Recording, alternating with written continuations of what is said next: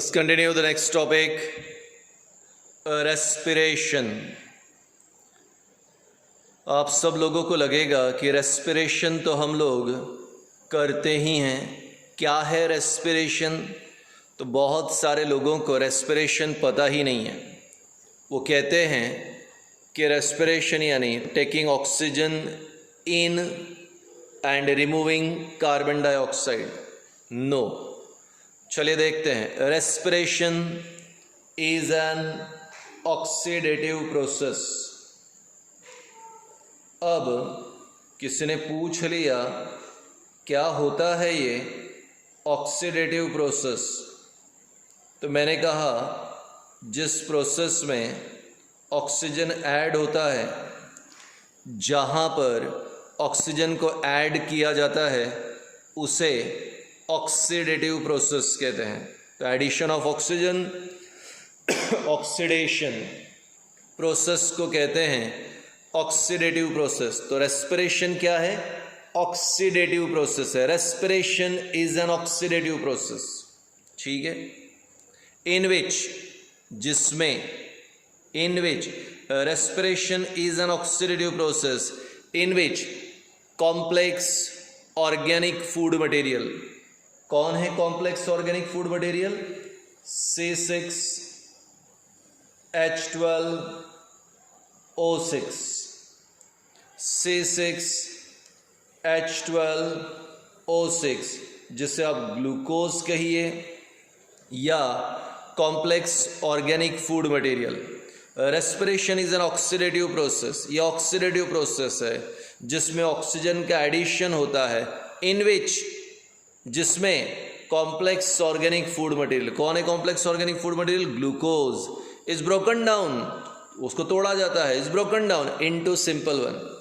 Respiration is an oxidative process in which complex organic food material is broken down into simple one. कौन है simple product? CO2, water. तो जब glucose को oxygen की मदद से ब्रेकअप किया जाएगा, ग्लूकोज को ऑक्सीजन की मदद से तोड़ा जाएगा, तब सिंपल सब्सटेंसेस मिलेंगे, कार्बन डाइऑक्साइड एंड वाटर मिलेगा with the release of energy, जहां पर आपको मिलेगा 38 ATP मॉलिक्यूल। जहां पर यहाँ ग्लूकोज मॉलिक्यूल ब्रेक होगा, सिंपल फॉर्म में कन्वर्शन होगा और एनर्जी रिलीज होगी। एनर्जी किस फॉर्म में रिलीज होगी? 38 ATP मॉलिक्यूल्स के फॉर्म में रिलीज होगी। सो वंस अगेन, क्या है respiration? Sir it is an oxidative process. Oxidative process, addition of oxygen. It is an oxidative process in which, जिसमें कॉम्प्लेक्स ऑर्गेनिक फूड मटेरियल, कौन है complex organic food material? Glucose is broken down, हाँ तोड़ा जाएगा, into simple one, simple form में with the release of energy. कौन energy? ATP। एक example लेते हैं कि अगर मैंने कहा कि मेरे शरीर में ग्लूकोज है तो वो उसी समय एनर्जी देगा जब मैं उसे ब्रेकअप करूँगा। ब्रेकअप के लिए कौन चाहिए? नेचुरल है, ऑक्सीजन चाहिए। ऑक्सीजन है, वो ब्रेक होगा, एनर्जी मिलेगी, मैं काम करूँगा। सुतली बॉम्ब दिया मैंने आपको, सुतली बॉम्ब रख दिया आपके सामने। मैंने कहा मेरे पास माचिस नहीं है, अगरबत्ती नहीं है, लाइटर नहीं है, आपके हाथ में दे दिया। मैंने कहा फोड़ो। बोले sir how it is possible, मेरे पास कुछ इग्नाइट करने के लिए है ही नहीं, जलाने के लिए नहीं है, तो मैं इसे कैसे फोड़ सकता हूँ? एग्जैक्टली वैसे ही मेरे शरीर में भी अगर यहाँ पे ग्लूकोज है तो उसे जलाने के लिए, उसे तोड़ने के लिए मुझे कौन चाहिए? ऑक्सीजन। तो बिना माचिस के, अगरबत्ती के या लाइटर के बॉम्ब नहीं फूटेगा, वैसे ही बिना ऑक्सीजन के ग्लूकोज ब्रेक नहीं होता इजीली और एनर्जी नहीं मिलेगी। ग्लूकोज ब्रेक होगा तो एनर्जी मिलेगी, बॉम्ब फूटेगा तो एनर्जी निकलेगी। तो ये बॉम्ब की जगह पे ग्लूकोज, माचिस की जगह पे ऑक्सीजन, एनर्जी निकल रही है, क्या है? ATP। So respiration is an oxidative process. क्या हुआ? इन विच कॉम्प्लेक्स ऑर्गेनिक फूड मटेरियल, कौन है complex organic food material? Glucose is broken down into simple one, छोटे छोटे फॉर्म में कन्वर्ट किया, CO2 and water with the release of energy. जहां क्या रिलीज होती है? एनर्जी रिलीज होगी। रेस्पिरेशन के दो टाइप्स आते हैं, जिसमें पहला रेस्पिरेशन होता है एरोबिक रेस्पिरेशन। एरोबिक respiration, the respiration which occurs in presence of oxygen, a respiration which takes place in presence of oxygen। तो ऑक्सीजन के प्रेजेंस में होने वाला रेस्पिरेशन, ऑक्सीजन के प्रेजेंस में होने वाला रेस्पिरेशन एरोबिक रेस्पिरेशन, और एरोबिक रेस्पिरेशन होगा हायर ऑर्गेनिज्म में। तो जितने भी हायर प्लांट्स है या एनिमल्स है उनमें जो रेस्पिरेशन होता है वो कौन सा रेस्पिरेशन है? Aerobic respiration. So respiration which takes place in presence of oxygen is called aerobic respiration. एरोबिक रेस्पिरेशन में C6 H12O6 ऊपर रिएक्शन लिखा है, plus 6O2 6CO2 plus 6H2O plus 38 ATP। ध्यान दें, अभी एरोबिक रेस्पिरेशन में एक ग्लूकोज मॉलिक्यूल से 38 ATP मॉलिक्यूल्स मिलते हैं। दूसरा है एनएरोबिक रेस्पिरेशन, यानी जहाँ पे ऑक्सीजन यूज नहीं होगा, absence of oxygen, a respiration which occurs in absence of oxygen, a respiration which takes place in absence of oxygen is called anaerobic respiration। Example bacteria. तो बैक्टीरिया ईस्ट या anaerobic respiration करते हैं, यानी oxygen का use नहीं करते। तो ऐसा रेस्पिरेशन जहाँ ऑक्सीजन का यूज़ नहीं होगा उसे एनारोबिक रेस्पिरेशन। यहाँ आपके लिए एग्जाम्पल मैं लैक्टोबैसिलस ले लेता हूँ। अगर लैक्टोबैसिलस है तो यहाँ पे कन्वर्शन होगा लैक्टिक एसिड और आपको मिलेंगे 2 ATP। तो एरोबिक रेस्पिरेशन में एक ग्लूकोज मॉलिक्यूल से 38 ATP, एनारोबिक में एक ग्लूकोज मॉलिक्यूल से 2 ATP। तो आप ही सोच के बताओ एरोबिक ज़्यादा बेटर है कि एनारोबिक? तो आंसर एरोबिक, क्योंकि एक ग्लूकोज मॉलिक्यूल से ATP की क्वांटिटी ज़्यादा और एनारोबिक में एक ग्लूकोज मॉलिक्यूल से ATP की क्वांटिटी कम, सिर्फ 2। तो 2 प्रकार के रेस्पिरेशन, ऑक्सीजन के प्रेजेंस में हुआ एरोबिक, ऑक्सीजन के एब्सेंस में हुआ एनारोबिक रेस्पिरेशन। तो ये टाइप्स ऑफ रेस्पिरेशन। अभी देखेंगे ATP। I hope 9th standard में ही आपने सुना था ATP adenosine triphosphate, energy currency of body, जिससे हमारा पूरा शरीर चलता है। वो एनर्जी जिसके कारण पूरा शरीर काम करता है वो ATP है। ATP यानी एडिनोसिन ट्राइफॉस्फेट। ये एडेनाइन है। एडेनाइन एक ऑर्गेनिक सब्सटेंस है एडेनाइन। इस एडेनाइन का ये है कॉम्बिनेशन राइबोज शुगर के साथ। जब एडेनाइन राइबोज शुगर के साथ ऐसे कंबाइन होगा, एडेनाइन प्लस राइबोज शुगर, तो उसे कहेंगे एडिनोसिन। सुनाई दे रहा है ना बराबर? एडेनाइन और राइबोज शुगर एक साथ आया तो क्या बनेगा? एडिनोसिन। ना count here, first phosphate group, second phosphate group, third phosphate group, तो टोटल कितने हो गए? 3। अब 3 फॉस्फेट ग्रुप, तो इसे बोलते हैं ट्राई फॉस्फेट। तो adenine plus ribose adenosine, 3 phosphate try phosphate, तो क्या हो गया? Adenosine triphosphate. Adenosine triphosphate ATP। क्या कहा? Energy currency of body.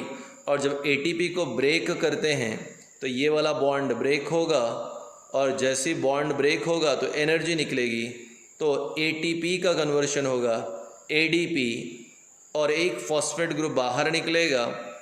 तो मैंने लिखा IP। आईपी का मतलब होता है इनऑर्गेनिक फॉस्फेट और एडीपी एडिनोसिन डाइफॉस्फेट। तो एटीपी जब ब्रेक होगा तो एडीपी प्लस आईपी प्लस क्या निकलेगी, यहाँ पे सेल को एनर्जी रिलीज होगी और इसी एनर्जी का यूज़ करके सेल अलग अलग काम करेगा।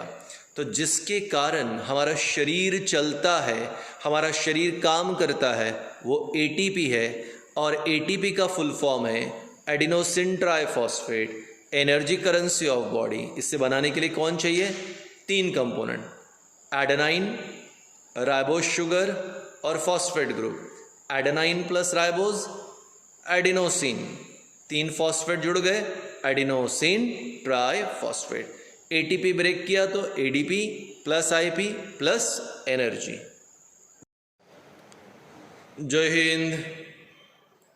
अब नेक्स्ट कंटेंट, और हमारा अगला कंटेंट है मैकेनिज्म ऑफ रेस्पिरेशन।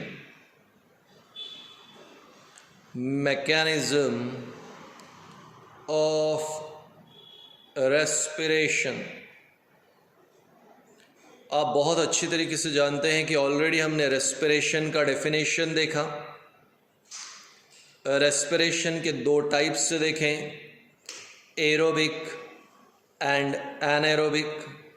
कहा था कि एरोबिक रेस्पिरेशन में एक ग्लूकोज मॉलिक्यूल से यहाँ पे 38 एटीपी तैयार होते हैं।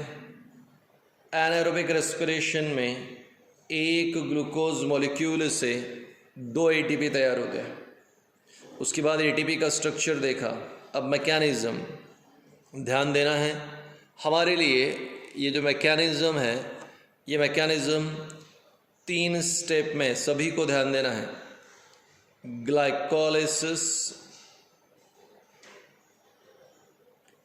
क्रेब्स साइकिल और electron transport system. Glycolysis, Krebs cycle जिसे टीसीए साइकिल भी कहते हैं, और थर्ड इलेक्ट्रॉन ट्रांसपोर्ट सिस्टम। ठीक, यानी जब हम रेस्पिरेशन करेंगे तो रेस्पिरेशन कितनी स्टेप में होगा, 3। बहुत ही कम लोग ये जानते हैं, उन्हें समझता है कि रेस्पिरेशन सेल में होता है, लंग्स में नहीं। लंग्स एक्सचेंज ऑफ गैसेस के लिए मदद करता है।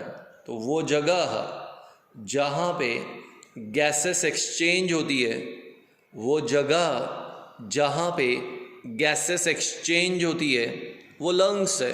पर रेस्पिरेशन कहाँ पे होता है, सेल में। Every living cell shows respiration. तो रेस्पिरेशन में पहला स्टेप ग्लाइकोलाइसिस है, और ग्लाइकोलाइसिस होगा साइटोप्लाज्म में। तो glycolysis occurs in cytoplasm. Krebs cycle occurs in mitochondria. Electron transport system occurs in mitochondria.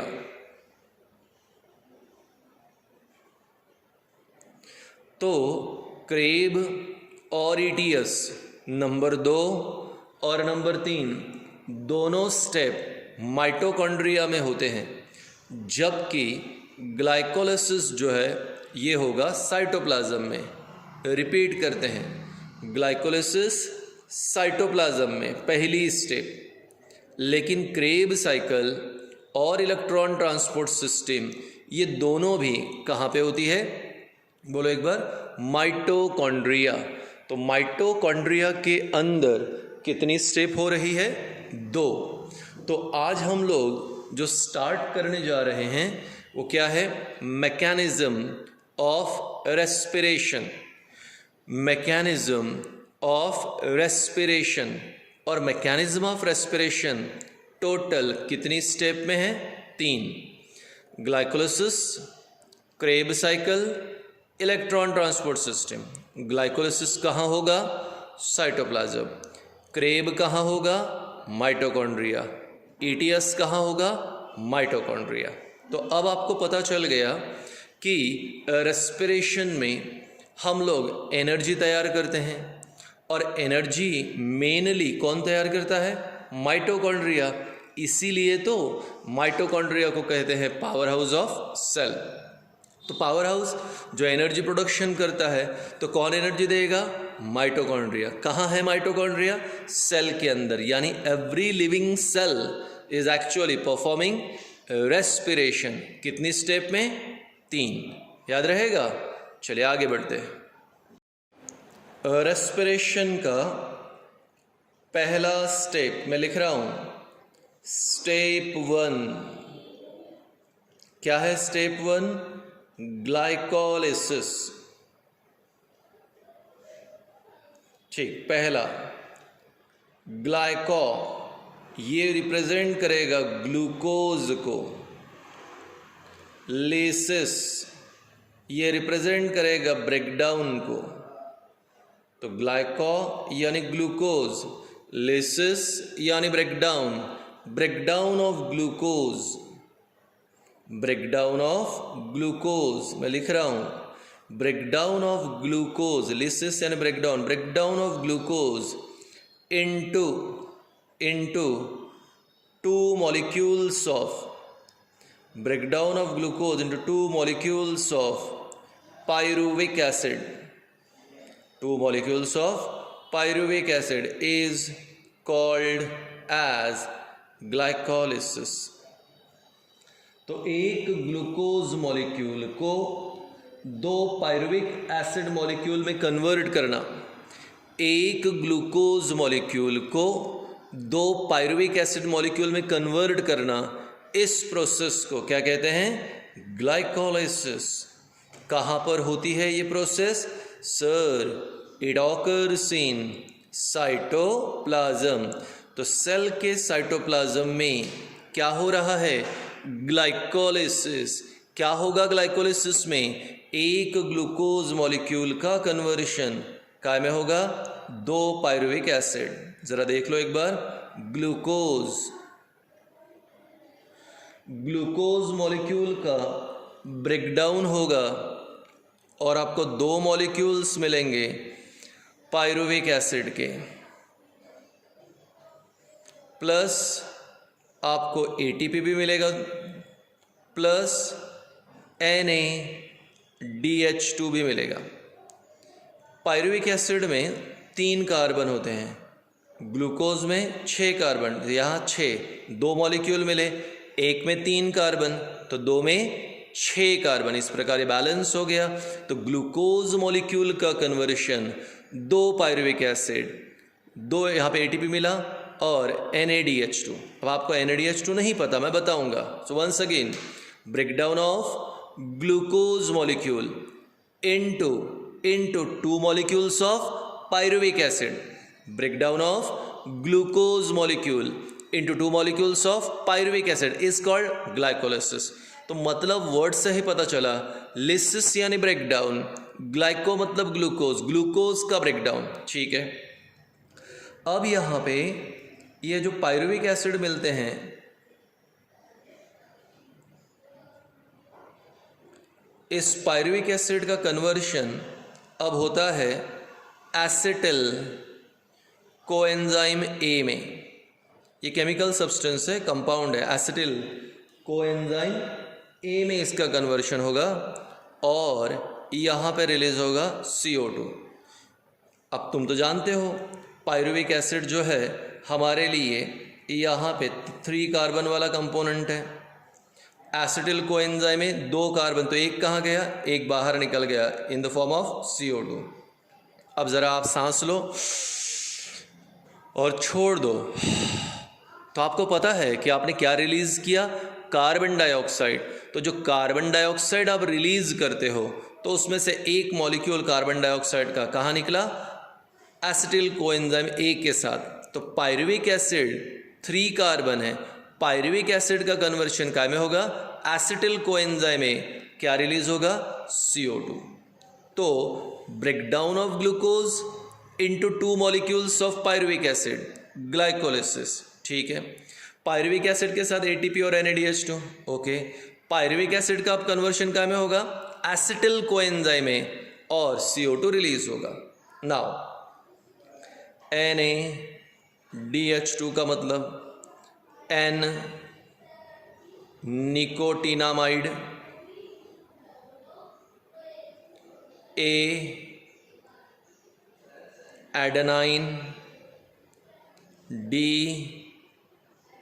Dinucleotide. Nicotinamide, adenine, dinucleotide.